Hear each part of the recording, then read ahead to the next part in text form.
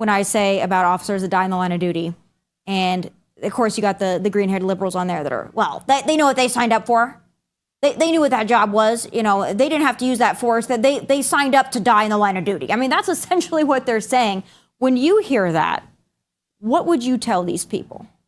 These are human beings, just like your mom, your dad, your brother, your sister, somebody you love, somebody that loved them will no longer see them ever again in their lives. Last night in Bristol, Connecticut, I believe it was a fake 911 call, and a gentleman had met these men. I don't know if there's a woman involved as well, but these law enforcement officers, and executed them. And I know for a fact the one sergeant there has 2 small children and a 3rd baby on the way, I was told this morning. So how is that fair? Why did they deserve to die when they showed up to do something so noble that many of us can't even imagine what it's like to have to show up in a situation like that? It's absurd. It's ridiculous. And a lot of these people, what I've understood is just really have a lack of perspective. And you know, one thing I want to say is that we can say that the media paints law enforcement under one broad brush for the most part. Not all media, but a lot of the media, because it sells.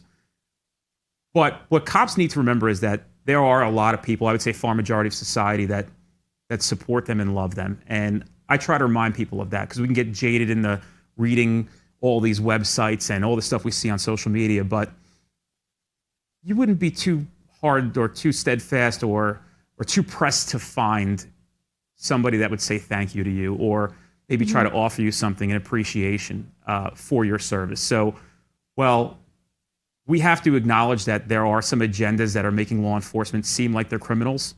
The far majority of the United States loves them, and they need to remember that. And they have to remember when they show up to work, they have to show up with enthusiasm, because it doesn't matter what's going on politically or at the agency, is that there is somebody out there who's ready to take your life.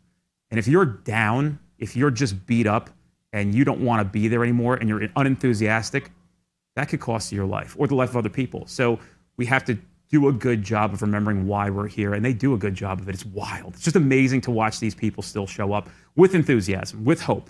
And I'm just proud to be a part of this organization and this profession, because they are the best men and women I've ever met in my life.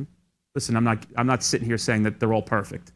I'm not sitting here saying that every profession has their issues, but resolving those issues appropriately is how we come to a resolution, because the cops can't go anywhere. We need them. It's clear as day.